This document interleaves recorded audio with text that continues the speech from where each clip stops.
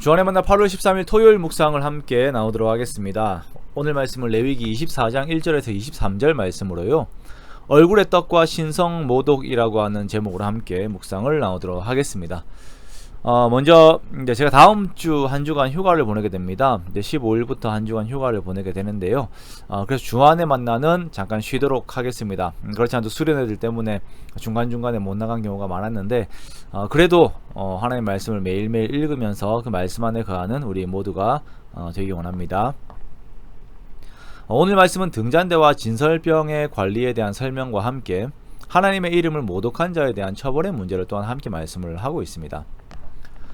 이스라엘의 상징이라고 하면 등잔대가 있을 것입니다. 이 등잔대를 보면서 자, 이스라엘 백성들은 무엇을 생각할 수 있었을까요? 자, 그것은 바로 하나님께서 이들에게 영원한 빛이 되셔서 이들을 인도하시고 또한 이들을 보호하심에 대한 그 영적인 의미를 생각할 수 있을 것입니다. 그러므로 제사장은 이 등잔대의 불을 항상 켜놓아야 했고 매일 성소에 들어가서 등잔대를 관리했습니다. 이렇게 이 불이 꺼지지 않도록 하였습니다. 자, 진설병은 펼쳐둔 떡이라고 하는 의미를 가지고 있습니다. 이 떡의 크기는 약 4.5리터 정도 됩니다. 그러므로 상당히 크고 무거워요. 자, 그런데 이 떡의 정식 명칭은 얼굴의 떡입니다. 즉 이것은 하나님의 얼굴을 뜻하는 것이에요. 하나님께서 그 얼굴빛을 비추어 주시고 항상 이스라엘을 향하심을, 그 언약을 인자와 성실하심으로 이루어 가심을 기억하게 하는 떡이 바로 이 진설병입니다. 그러므로 등잔대와 진설병은 자기 백성들을 위하여 항상 은혜를 베푸시는 하나님의 마음을 표현하는 것입니다. 우리 하나님은 우리를 위하시고 우리를 돌보시고 그 얼굴빛을 우리에게 비추시는 하나님이십니다. 그러므로 우리는 항상 하나님의 은혜에 감사하며 그 은혜 받은 자의 삶을 우리가 살아야 합니다. 자, 그런데 오늘 본문에서는 이 은혜의 이야기에 바로 이어서 하나님의 이름을 모독하는 한 사람이 등장을 하고 있어요. 이 사람은 혼혈인데 그의 어머니는 이스라엘 사람이지만 그의 아버지는 애굽 사람입니다. 혼혈 자체가 그렇게 큰 문제는 되지 않습니다. 11절에서도 보면 자, 이 사람을 가리켜서 이스라엘 여인의 아들이다 라고 이렇게 말씀을 하고 있습니다. 유대 사회에서 자식 교육은 어머니가 하지요. 그러므로 이 아이들의 교육에 대한 책임은 어머니에게 더욱 강하게 그 의미가 부여가 됩니다.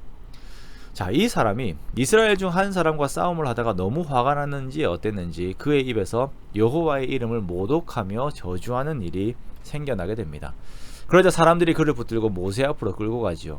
자, 이에 이들은 하나님의 명령을 기다리고 하나님께서는 이 사람을 진영 밖으로 끌고 가서 돌로 쳐서 죽이라 라고 명령하십니다.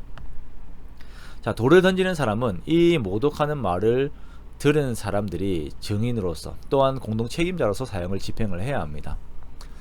자, 하나님께서는 은혜와 사랑을 계속적으로 베푸셨는데 그것을 무시하고 하나님의 이름을 모독하는 것은 아무리 그것이 자신의 상황과 감정으로 인한 반응이었다라고 하더라도 용서가 되지 않는 행위입니다. 그리하여 이런 자는 진영 밖으로 끌려나가 돌로 침을 당하게 되는 것입니다.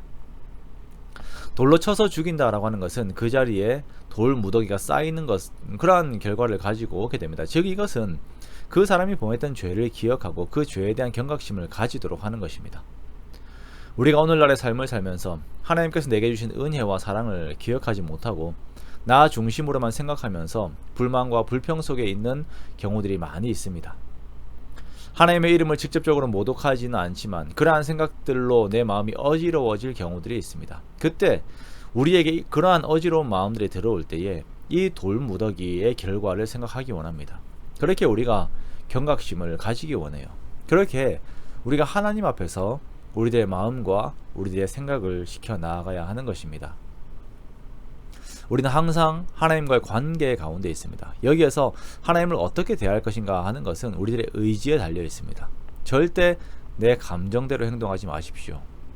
내 불완전한 감정이 나 자신을 이끌고 가게 해서는 안 됩니다. 그때 내 입에서 어떤 말들이 튀어나올지 모릅니다. 그 결과가 어떻게 될지 모릅니다. 그러므로 항상 성령님의 인도하심을 따르는 우리가 되기 원합니다. 우리의 영적인 눈이 항상 하나님의 인자와 성실을 바라볼 수 있는 그런 우리가 되시기를 주님의 이름으로 축원합니다.